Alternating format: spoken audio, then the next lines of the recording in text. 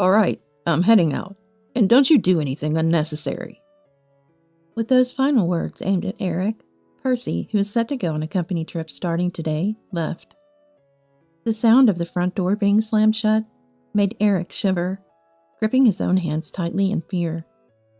Just from this, it's clear how Percy usually treats Eric. Knowing Percy would be away for a while brought us a brief sense of relief. As I was about to head to the living room to prepare breakfast, Eric tugged at the hem of my clothes, something he's never done before. Surprised, yet I met Eric's gaze. Mom, actually, Eric hesitantly reached out his hand to me. In his hand was a mobile phone I don't recall ever buying him, and on its screen was something unbelievable. I quickly took the mobile phone from Eric's hand and stared intently at the photo displayed on the screen. What's this about? When I asked, Eric tightened his lips and fell silent. It's okay, I encouraged, prompting him to reveal another shocking piece of information. My name is Jane, a 32-year-old office worker. 3 months ago, I married my husband, Percy. The reason I got married was because of Percy's intense pursuit. The chance meeting that led to our marriage traces back to a year ago. Percy came to my workplace on business, and I happened to be the one who dealt with him. In our company, we don't have a receptionist per se. Anyone who's available attends to visitors. Although this would normally apply if you weren't in a different department, my department is the General Affairs Department, so doing anything and everything is part of the job. Percy needed to see someone from the sales department, but they were unusually busy that day, so no one was available to meet with him immediately. So while I was attending to Percy, I was also managing my other tasks. But Percy, undeterred, kept talking to me. Sitting in the guest seating area, sipping on coffee meant for visitors, he would call out to me, seated just within his view. Gradually, we became friendlier and deepened our relationship. Every time Percy visited on business, he would talk to me, leaving with a cheerful goodbye. One day, after many such visits, he asked me out for a meal with a serious look, an invitation I was happy to accept. That was 6 months ago, and since then, we've gone out to eat together frequently. During one of our meals, when the mood felt just right, he told me about Eric. Percy's previous wife had passed away, and he mentioned how sorry he felt for Eric being alone. Hearing this, I wanted to help in any way I could, and offered to marry him. After getting to know Eric and becoming friends, we finally got married 3 months ago. Although the marriage was a happy milestone, Eric's behavior began to change shortly after. He started apologizing to me daily, and when I asked why, he would just remain silent. What surprised me the most was the drastic change in Percy's attitude after we got married. Before the marriage, needless to say, he was a gentleman, kind, gentle, and cheerful, but after the marriage, he became very rough. He's loud and rough in everything he does, making a lot of noise and using harsh language. Whenever he wants something from me, he summons me abruptly and speaks in a commanding tone. Hey, is dinner not ready yet? I'm tired from work over here. Even though I'm tired from work as well, he never shows any intention of helping. Instead, he treats me like a servant and is harsh on Eric too. Hey, don't mess up the house. Stepping on those parts, huh? He'd kick away the blocks Eric was playing with, destroying what he had built. Then, when Eric looks sad, he yells, What's with that attitude? Of course, with such behavior, Eric wouldn't even try to talk to him about apologizing. Hey, about Eric's habit of apologizing. Be quiet. I'm tired from work. Don't bother me with such trivial matters. He dismisses it outright, and the conversation gets nowhere. This exchange has happened several times, each time ending with him getting annoyed and yelling. Finally, I couldn't take it anymore. Don't you care at all about your own child? When I say this, Percy shrugs dismissively, as if speaking to a young child. He's not my child, so don't worry about it. Even though he says that, It's wrong because I knew he was Percy's stepchild when we married. I was about to retort when my eyes inadvertently caught sight of the living room door. Eric was silently watching us through the gap in the door. Seeing me swallow my words, Eric quickly left the living room. Percy, not noticing this, thought he had won the argument and smirked before going to his room. I hardly slept that night, but morning comes regardless. I slowly got out of bed and started preparing breakfast. I'm not making breakfast for Percy. In fact, Percy hardly eats in the morning and stubbornly refuses to. The reason I'm preparing breakfast is for Eric, and my portion is just by the way. Yet when Percy sees the breakfast I'm making, he immediately starts complaining. Are you really going to feed him something so greasy first thing in the morning? That'll give him heartburn. Stop it. Percy makes a disgusted face as he looks at the potatoes I'm frying. As I was considering continuing from where we left off the day before, Eric appeared in the living room, passing by Percy. The moment Percy was out of sight, Eric looked up at me and apologized. "Mom, I'm sorry." His expression was downcast as he whispered, and I turned off the gas to look at him. I wanted to understand the meaning behind Eric's apologies today. You don't have to apologize. Hey, why do you always say sorry? You haven't done anything wrong, have you? I asked Eric with a slightly troubled look, but he just shook his head repeatedly without saying anything. Then Percy came back into the living room, and Eric immediately started helping with breakfast. No matter how many times I asked, Eric never told me the reason. Eric didn't start apologizing to me from the beginning. It began about a month after I married Percy. He often apologized when Percy wasn't around, and at first I was desperate to find out more from Eric. But every time, Eric would dodge the question or act as if nothing happened. Moreover, it seemed like Percy had scolded him about it a few times, so now he only apologizes when Percy isn't there. Eric never telling me the reason left me feeling troubled.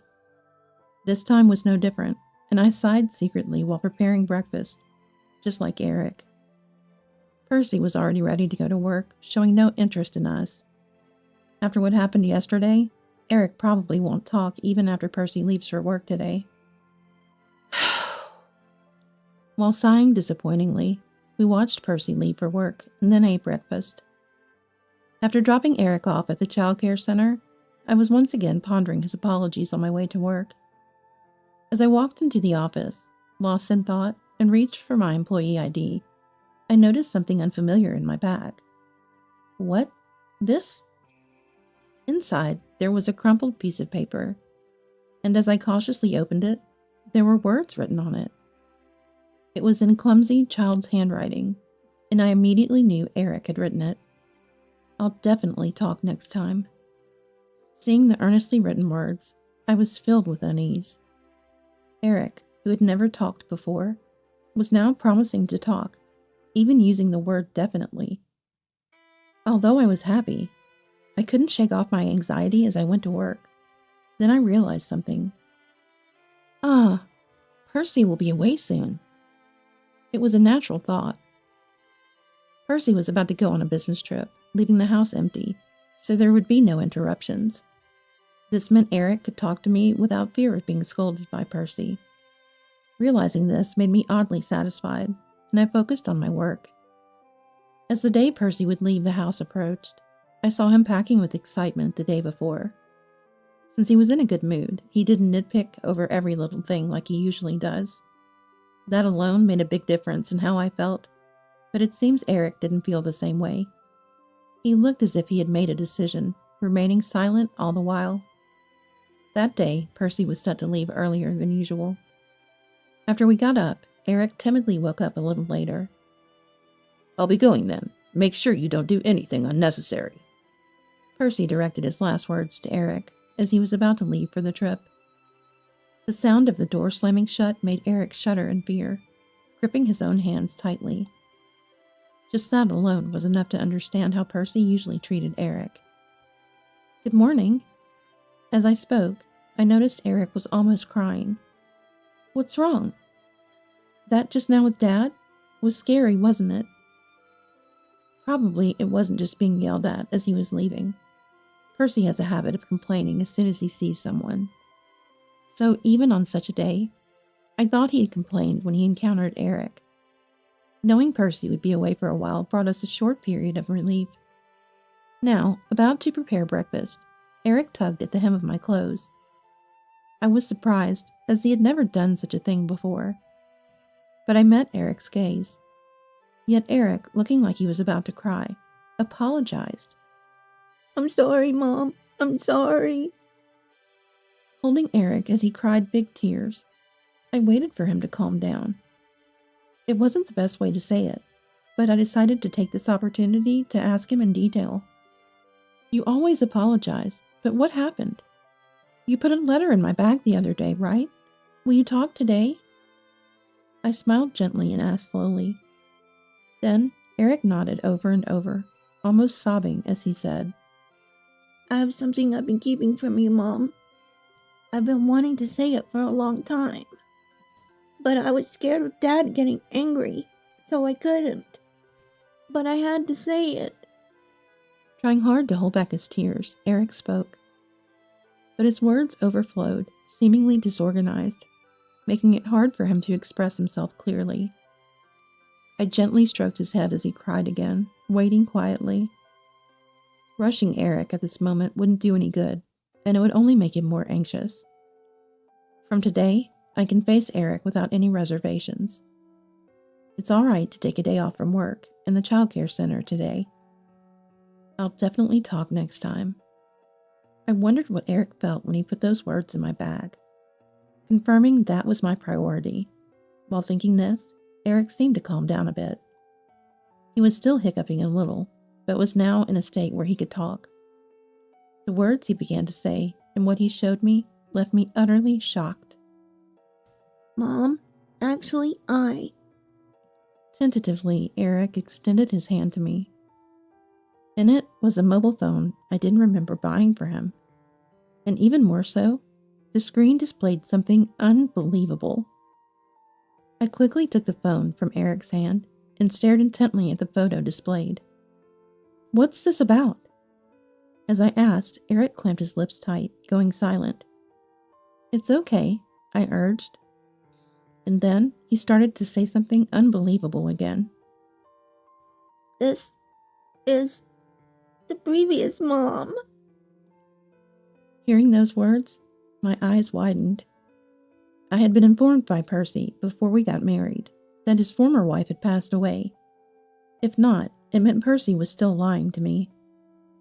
With trembling hands, I looked back and forth between the mobile phone's photo and Eric, trying to piece together the situation. Then, a pressing question came to mind, and I asked Eric, "What's this photo about? More importantly, why do you have this?" I tried to ask calmly, but the urgency of the situation made me rush. My tone might have been a bit accusatory. Eric, excited, yet trying to convey his message, said, You see, this is from before. Dad gave it to me, for playing games, and then... I realized my harsh tone was wrong, and Eric, getting excited, struggled to articulate his point. We decided to move to the living room and sit on the couch to calm down Eric. After a while, when both of us had calmed down, I decided to hear the whole story. First, I made calls to my office in the childcare center to face the situation head on. This way I thought I could focus on Eric without worrying about Percy or time. So I started by asking about the mobile phone Eric had. Let me ask again, what's with this mobile phone? You said Dad gave it to you? Yeah, Dad gave it to me. It's his old one, for playing games. So Percy gave his old mobile phone to Eric as a gaming device for him to pass the time. That explained why Eric had a mobile phone I didn't remember buying. Satisfied with this, I then inquired about the photo from earlier. So what about that photo? What do you mean by previous mom? It was in the phone, among the photos. It was the previous Mom, not the current Mom. You know. The phone, he meant, and among the photos, referred to what exactly? I was a bit confused and activated the mobile phone Eric handed me. Instead of that specific photo, a folder filled with photos was displayed on the screen. Ah, so among the photos meant it was stored in a photo gallery app. Understanding this, I scrolled through the folder to see if there were any similar items, and then I found it. A video dated last month, when Percy said a meeting ran late and he came home late. I impulsively played the video to see what was on it. It showed a man and a woman in the act, and the man's voice was Percy's. The only saving grace was that the phone's volume was turned down, so the sound was barely audible. I turned my face towards Eric.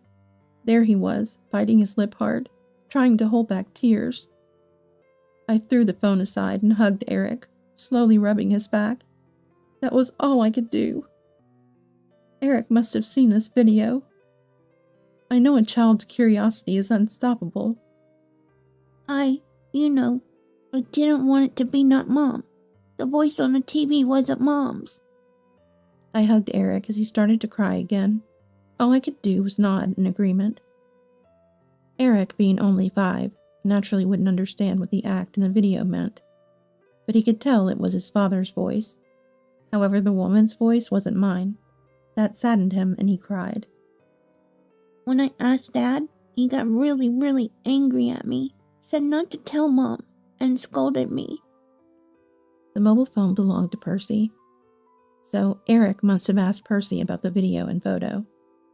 Maybe he innocently asked who this person was. Then Percy, of course, exploded in anger and scolded Eric, telling him not to tell me. Because of that, Eric felt like he had seen something he shouldn't have, and should apologize.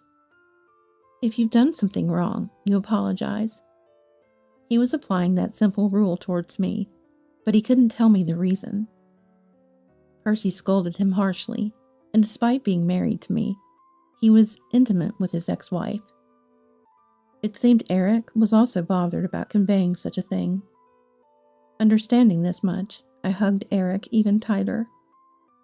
I might have wanted to suppress the anger boiling inside me. The fact that Percy lied to me, involved Eric in this, and cheated with his ex-wife while married to me. These thoughts stirred anger within me, cooling my head gradually. I made sure not to scare Eric as I made a request. Hey, Eric, you can get mad at me later, but would you come with Mom? Hearing my words, Eric nodded again and again in agreement. It's okay. I'm fine. I want to be with Mom. Dad scares me. I prefer being with Mom. I smiled at Eric's desperate plea and told him to go wash his face. Watching Eric's back as he obediently went, I began to contemplate revenge on Percy. If it was just about me, I wouldn't mind, but I can't believe Percy would hurt his own son Eric and be okay with it. Eric might not be my son by birth, but I think of him as if he were. He used to laugh a lot when we first met, but I haven't seen him smile at all since we got married. The cause is Percy's infidelity, and yet Eric blames himself. I pondered what to do next. Perhaps making Percy fully pay for his actions is the best course. But what preparations are needed for that? And who can I rely on? As I thought this far, a certain existence came to mind. But then I shook my head. It might be possible if they were blood relatives, but with Percy's parents, it's uncertain whose side they take. If they sided with Percy and harmed Eric, then what about my own? I intended to resolve this alone, but now I think it's better to seek help from others. With that thought, I immediately used my mobile phone to make a call. But no one answered right away, and I impatiently panicked. While I was doing that, Eric came back from the bathroom and looked at me curiously. I gestured for silence by putting my finger to my lips, making sure he could see. Then I silently mouthed, "Shh." And finally, someone answered the phone. A few days later, Percy returned from his business trip. I immediately went out to meet him and told him we needed to talk. Hey, can't you see? I'm exhausted from the long trip. It's about Eric, isn't it? Let's do this another time. Percy tried to dodge the conversation, but I was not going to let him. I don't know where Percy had been, but I knew who he was with. It was late when he came back, and Eric was not here. So I could confront Percy without worrying about anything. That's not going to happen. It's about Eric, yes, but there's more than that. Don't think you can just run away from this. Maybe because I had never spoken to Percy in such a manner before, he furrowed his brows and turned to face me. What's with that tone? It's really irritating. I'll say it again. I'm tired. Let's talk later. He threatened me with a low voice, trying to intimidate me by yelling at close range. But such tactics no longer worked on me. Do you really think you can put it off? Unfortunately, I've heard everything. I heard it all from Eric on the morning you left. My words made Percy's face contort. No wonder. From what I've heard, he yelled at Eric, telling him not to tell me, in a terribly angry manner. He probably never thought Eric would actually tell me. But that couldn't be stopped. Eric, fully aware of the consequences, had been apologizing to me almost daily. Those apologies were probably not just for me. What are you talking about?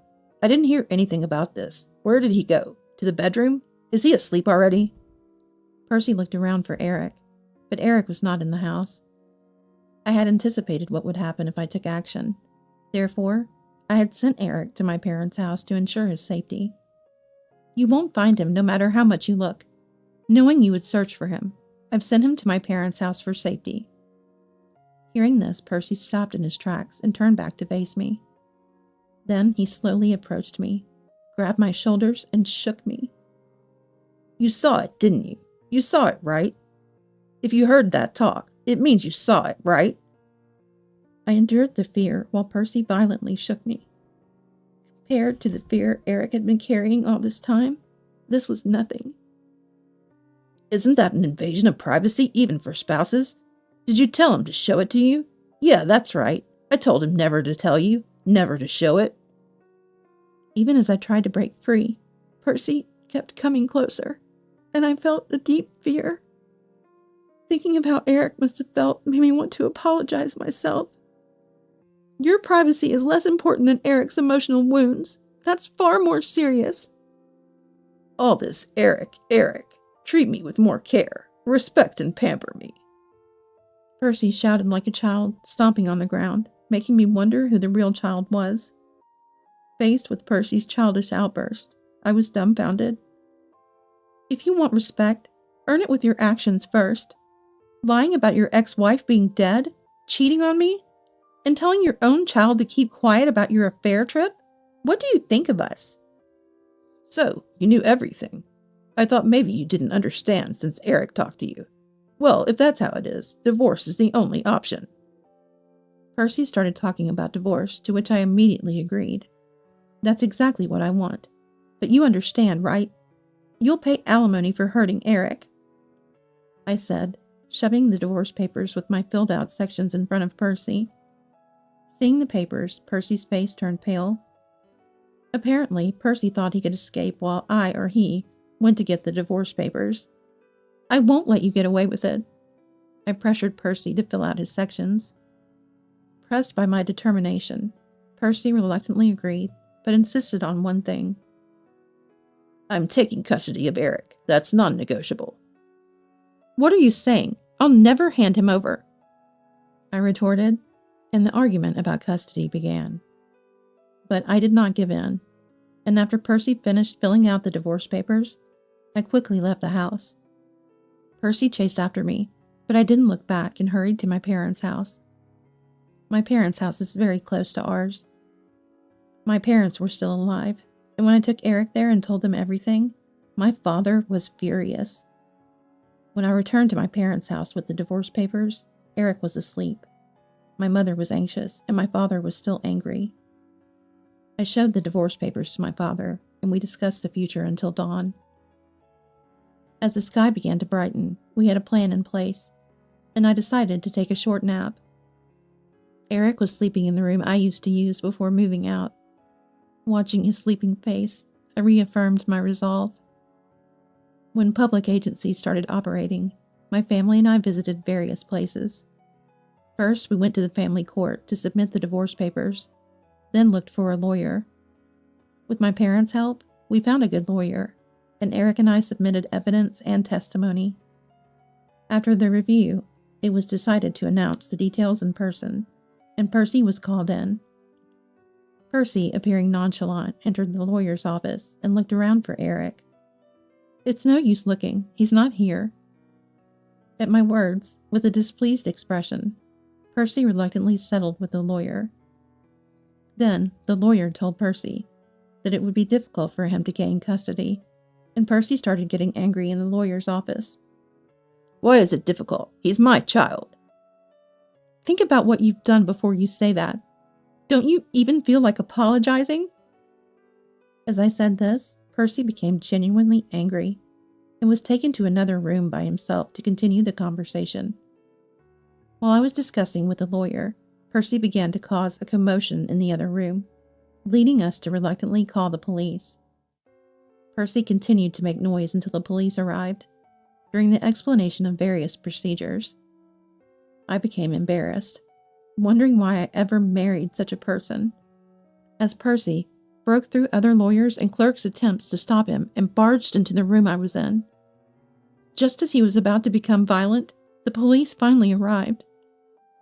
The moment the police entered, Percy was nearly apprehended for assault on the spot. Despite this, he continued to struggle, resulting in Percy's fist hitting a police officer's face. This led to charges of obstructing the execution of official duties, and Percy was finally taken to the police station. After the stormy presence of Percy was gone, the office informed me they had no intention of representing Percy. It was understandable. Feeling apologetic, I helped clean up the disheveled office. During this, my parents and Eric, who had been sheltered in another room, came out. Eric's eyes were red, as if he had been crying.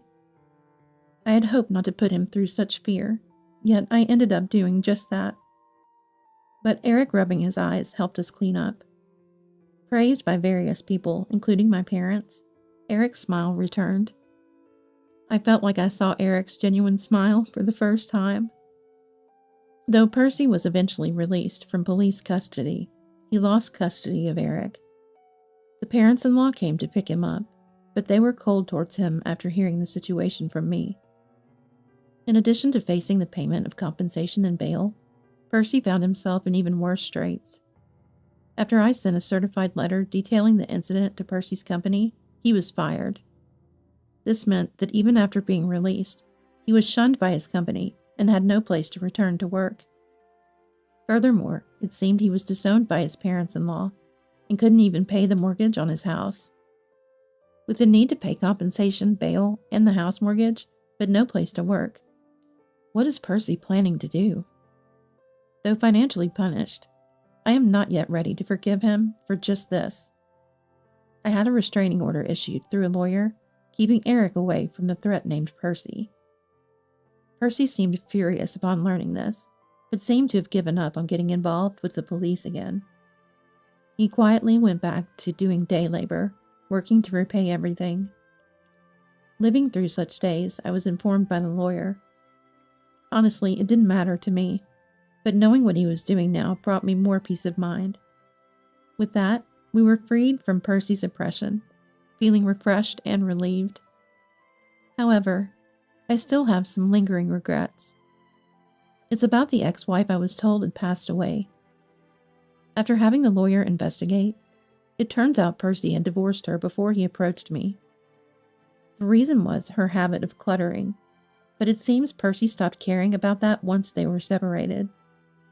That doesn't mean it was okay for him to commit adultery while married to me. But from my perspective, I want to prioritize Eric over my relationship with Percy, which had long lost its affection. I thought about imposing some punishment on the ex-wife too, but I didn't want to expose Eric to any more conflict. Eric and I may not be related by blood, but I think of him as my true son. I'd rather pretend Percy and his affairs never existed, and consider Eric as if I had adopted him. With the divorce now finalized, Eric is truly free. Even now, after everything has ended, Eric still tends to apologize, but he's starting to smile more. From now on, I hope to live a happy life with Eric, with help from my parents, believing that Eric's habit of apologizing will eventually heal as we lead a happy life together.